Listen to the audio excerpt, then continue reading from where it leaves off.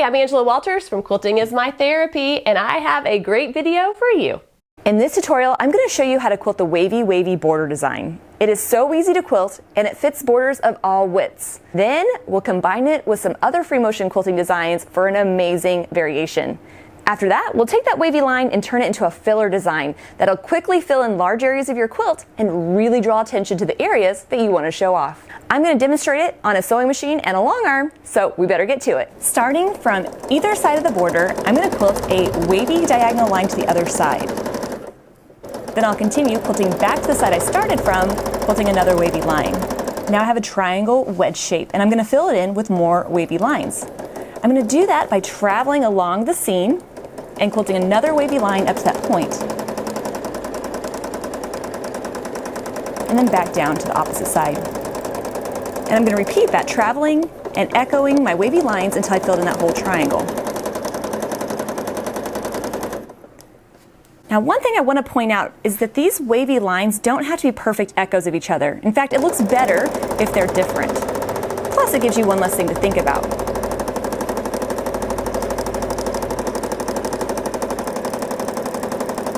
%80 of quilting is just knowing where you're going, and I know that I need to end up on the seam because that's where I need to go to add to the design. Let's pretend I'm working this direction. I'm going to travel along my seam until I get to the point of my triangle.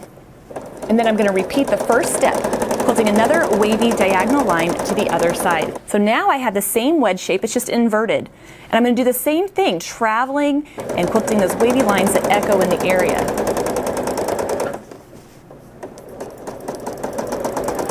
Now here's one thing I want to point out. I want to quilt my lines so that they're closer together at the point than they are at the bottom. So if I'm traveling a ½ inch in between my wavy lines, I want these to be pretty close, like 1/4 of an inch. This is going to do two things. It's going to help fill in that whole wedge shape consistently, but it's also going to give the design a completely different look. Because where those lines get closer together will create a secondary design. Getting those points close together and then bouncing right back the other direction. I'm going to keep going till this whole area is filled in. And I have the first two wedges filled in, and this is where that secondary design starts coming out. Where these lines get closer together, that really draws our eye, and it almost looks as though I've quilted rectangles in this area. Okay, I ended up on the edge, which is what I want to do. Then I'm going to travel along the seam, get to the point of my next triangle, then I'm going to repeat, quilting another wavy line to the other side. Now let's talk about a few things to consider when quilting this design. First, most importantly, you really want that line to be wavy. It doesn't have to be any certain kind of wave, you just want to add some texture with that wavy line. So really kind of focus on moving the quilt to create that wavy line. Now try not to let the stitching in the ditch scare you off. I'm going to take my time, quilt slowly along that seam, and knowing that if I were actually quilting this on a real quilt, I would be using a matching thread color, so that even if I came off that seam just a bit, it wouldn't be noticeable. Another thing that's going to give this design consistent texture is keeping the spacing between the lines as consistent as possible. With this design, we don't want to see one line any more than the other. We just want to see the whole overall texture. If you're working with a ½ inch spacing, try to keep it somewhere close to that. Now what happens if you end up in a place that you don't want to be? For instance, here I've ended up towards the center of my border and not on the edge like I want it to be. I'm just going to get back out by adding another line or traveling over the line I just quilted. Ultimately, it doesn't matter how you get out, just get out to the edge and move on. There are so many wavy lines on this design. What's another couple more? If you're finding it challenging to quilt the wavy lines, it may mean that you're going too slow. Going a little bit faster will let that momentum help carry you through and get that nice wavy line. Now, of course, you don't want to go so fast that you feel out of control, but if you're going slow enough that you can critique the waves as you're quilting it, that means you're probably going too slow.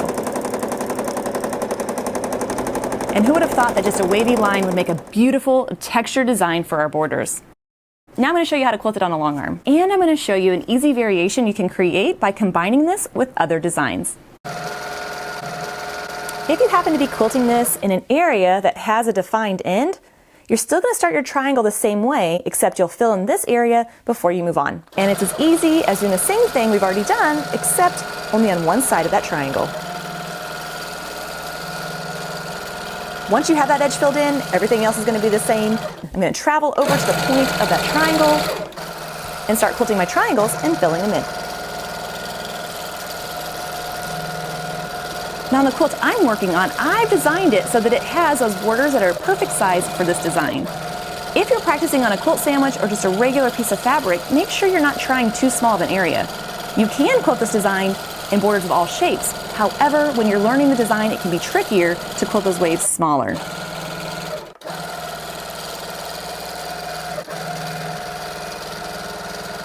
What makes this design even more awesome is that you can create some really fun variations just by combining other quilting designs. You'll start out the same way, quilting your triangle, traveling and filling it in with wavy lines. But at one point, whenever you're ready, you'll just run the line into the point and then fill in the area from the point back to the edge of the border with a different free motion quilting design. Everything else is still going to be the same. Once I get to the edge of the border, then I'll travel and do the same thing again.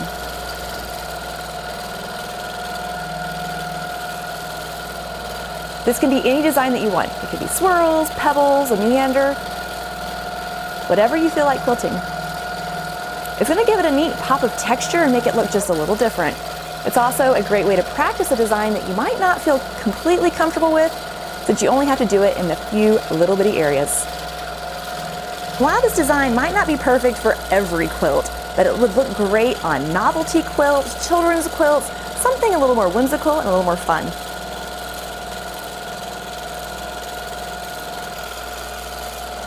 And remember, if you have any little weird unquilted edges, we're going to do the same thing except just quilting one side of our wavy triangle. Now that we've seen how to use wavy lines in a border, let's see how we can take that wavy line and make a really neat filler design. Then we're going to see how to use this on the flower panel. Starting at one edge of my area, I'm going to quilt a wavy line to the other side. Except this time, we're not going diagonal. We're going to go horizontal or vertical. Once I get to the edge, I'm going to travel along the seam and echo the line I've just quilted. But at a random point, when I'm ready, I'm going to run that line into the previously quilted line, and then back right up and go back to echoing in the opposite direction. And I'm going to repeat that, traveling along the edge, quilting wavy lines, and then at random points, touching and backing up. It might look weird at first, but you have to keep going. The more you fill in with those wavy lines, the more beautiful that texture looks. It doesn't even matter if your points or your touches don't actually touch, just get them closer and move on. The most important thing about this design is that we fill in the space as completely as possible. I promise, even if the line looks weird or you feel that it's not quite right, keep going, because once the whole area is filled in, all you're going to see is that beautiful texture. I'm guessing you've heard me say that a time or two before, but it's so true. Now I'm using this contrasting thread so you can really see what I'm doing.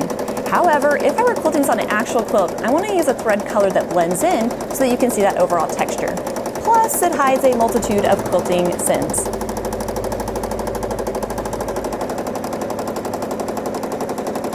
Now, one important thing to remember is that as you're running into the line above, you want to make it look as though it's merging into that line. That's really important because when I come back out and start echoing, it's going to make that whole thing fill in nicely.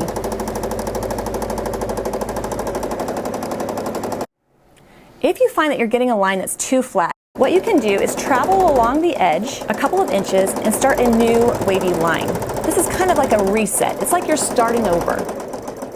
But I can't leave this big area unquilted, so I'm going to fill in that space between them, doing the same thing, touching, echoing, and making sure everything's filled in as consistently as possible. It might look weird at first, but as you start filling in the space between those lines, it starts to blend those two areas together. And then you can come over and start building off your new wavy line. Now let's go back to the long arm. Let's use that filler to highlight a part of our floral block that we really want to show off. So in this instance, I'm going to pretend that all this lighter stuff in the center is what I want to show off, and I'll quilt that filler in the background. I'd quilt along the outside of the element and then use that filler in the rest of the panel. So here you can see the two edges of my boundary that I'm going to go back and forth, quilting those wavy lines that run into each other. When I get to the edge of the area, I'm going to travel along it, even if it's not a straight line, and repeat quilting those wavy lines. what that's going to do is really smash down that part so that that center can come out.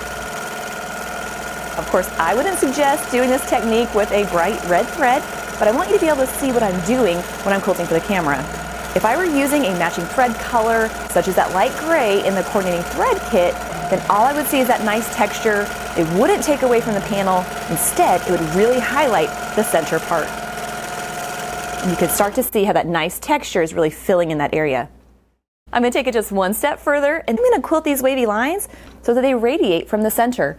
So I can quilt it starting horizontal, working into the diagonal, up into the vertical, and all the way around. This is not only going to smash down the background of the panel, but it's also going to use all those wavy lines to draw your eyes right to the flower, which is the most important part. Getting the line to start working diagonally is actually pretty easy. All I'm going to do is put more touches on this side, and that will kind of build it up and allow it to start working its way around. What I love the most about this design is not only that it gives such great texture, but it's actually really fast to quilt once you get the hang of it. I'm echoing around the outside of my petals, but that doesn't mean I'm going to leave this unquilted. I'm just going to come back and deal with that here in a little bit. What I am going to do is keep working my way around this flower, quilting those wavy lines.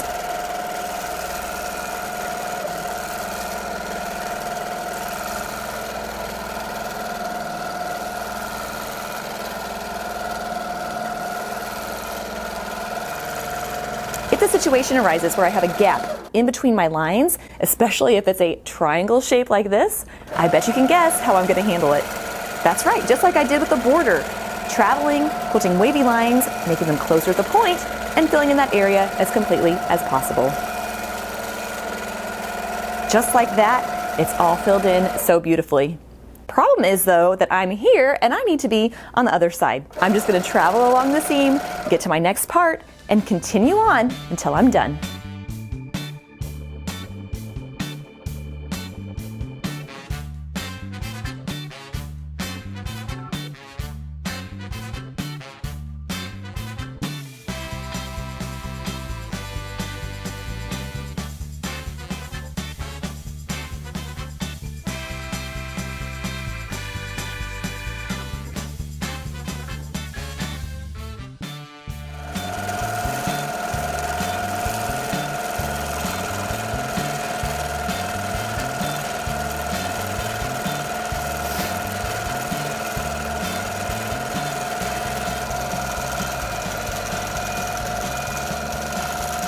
Okay, now it's your turn. Your challenge is to try quilting the wavy design in the borders of your quilt. If you're quilting along with me on the challenge quilt, quilt the design in the cream borders indicated in red. Then try quilting that wavy filler in the background of one of the flowers. Be sure to let me know any questions you might have by leaving them in the comments below.